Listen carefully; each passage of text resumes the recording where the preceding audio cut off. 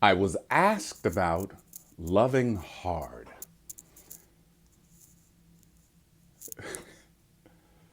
Loving hard, in my experience, only ever took me back to not being enough. Whether I was aware of it consciously or unconsciously, the hard meant the amount of effort that I put into keeping the person, right? Because the loving hard for me has only ever been in the context of some kind of romantic interest. And if I really did the introspective work, I might find that I may not have had as deep a connection with the person as I wanted. They just worked for the dysfunctional space I was in.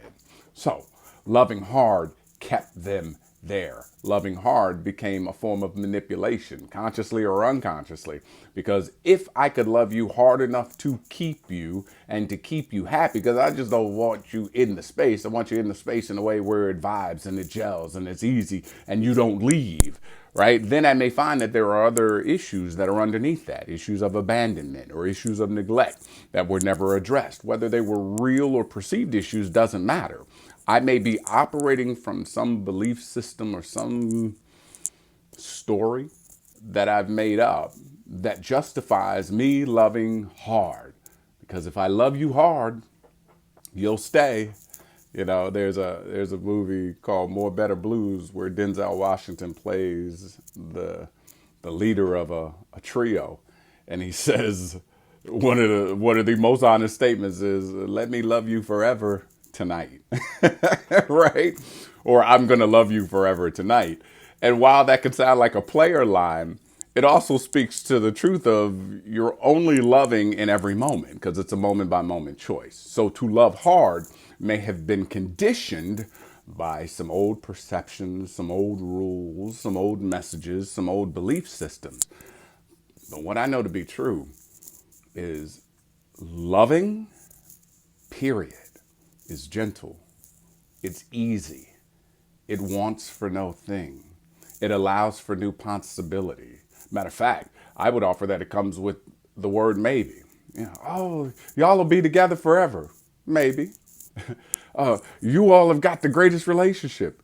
Maybe. And that doesn't second guess the love. That just simply says, I don't know what choice we will make individually and collectively in the next moment. So there's no need for me to define that as a truth.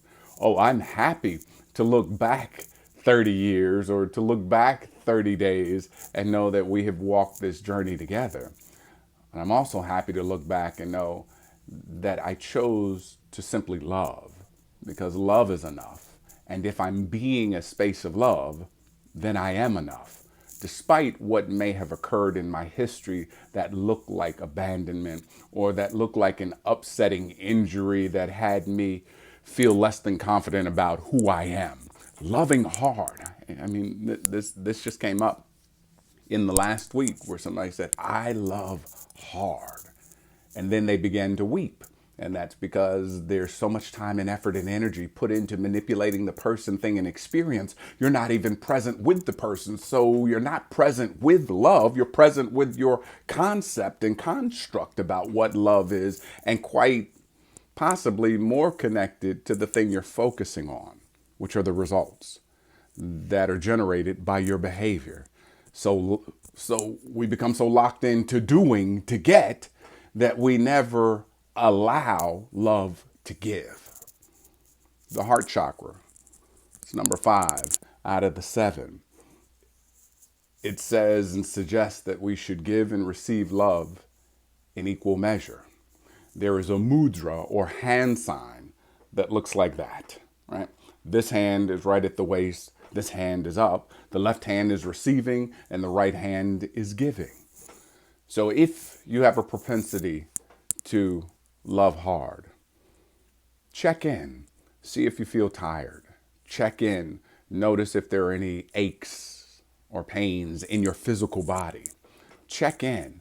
Notice if when you feel like you are surrendering to doing no thing, if you feel comfortable or uncomfortable. Because when we love, there's comfort. There's comfort in the silence. There's comfort in the stillness. There's comfort in the knowing that the journey and the experience with the person is going to be as we allow it to be.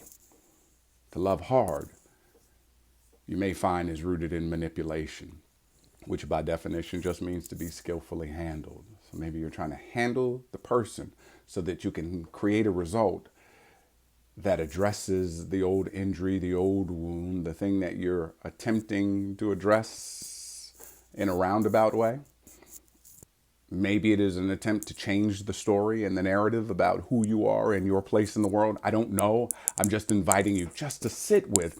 If you say, I love hard, ask yourself, can you sit in silence, stillness, and peace and do no thing? Silence, stillness, and peace are birthed from love.